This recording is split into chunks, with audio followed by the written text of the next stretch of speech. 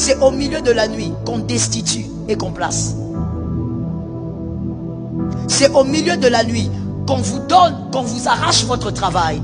C'est au milieu de la nuit que certains reçoivent leur place. Est-ce que tu écris ça bien? La porte de minuit, j'ai commencé par là, je sais pourquoi. La porte de minuit est une porte qui permet de détruire et d'établir. Voilà pourquoi on conseille aux enfants de Dieu de faire la prière de minuit. Cette prière de minuit n'est pas une prière des actions de grâce. Non, ce n'est pas une prière où vous commencez à supplier le Seigneur. Non, ce ne sont pas des prières de supplication. À minuit, ce sont des prières où vous déracinez et vous établissez.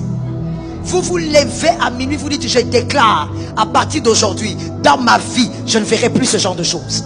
Parce que c'est au milieu de la nuit que les puissants sont renversés. Sans aucune main d'homme. On va renverser ton travail avant même que tu ne te lèves le matin. C'est au milieu de la nuit, pendant que toi tu ronfles. Mon frère, ne ronfle pas si tu es un homme spirituel. Mais le réveil que ça te réveille. Le milieu de la nuit est une porte de combat et de victoire. Dieu a dit à Jérémie: je t'ai appelé, je t'ai établi pour déraciner, pour arracher, ensuite s'aimer. On ne s'aime pas si on n'a pas déraciné. La porte de minuit est une porte ouverte pour tous les esprits. Si toi tu dors, tu dois savoir que les sorciers ne dorment pas. Les magiciens ne dorment pas. Les voyages astrales se passent à minuit. Ils ne dorment pas. Tu as un père franc-maçon, tu dois savoir que même si tu le vois au lit en train de ronfler, il n'est pas là. À minuit, c'est la porte de l'établissement. Et c'est la porte là où on destitue les gens. C'est à cette heure-là qu'on établit et on destitue. On renverse et on place. C'est à cette heure-là qu'on envoie les maladies dans les familles.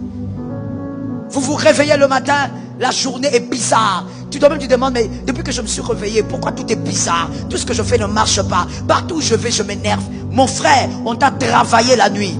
Dis à quelqu'un qui est à tes côtés: il faut que ça change au nom de Jésus. Non, je disais, dis à celui qui est à tes côtés: il faut que ça change au nom de Jésus. Toi, on ne peut pas être en train de travailler la famille à minuit, toi tu dors. Madame, toi tu dors toute la nuit. Tu n'es pas un enfant de 8 ans.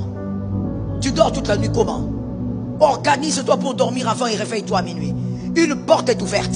Il faut que tu établisses. Et il faut que tu déracines. Que le monde des esprits ne te dépasse pas. Yes. Ça ne doit pas être au-delà de ton intelligence.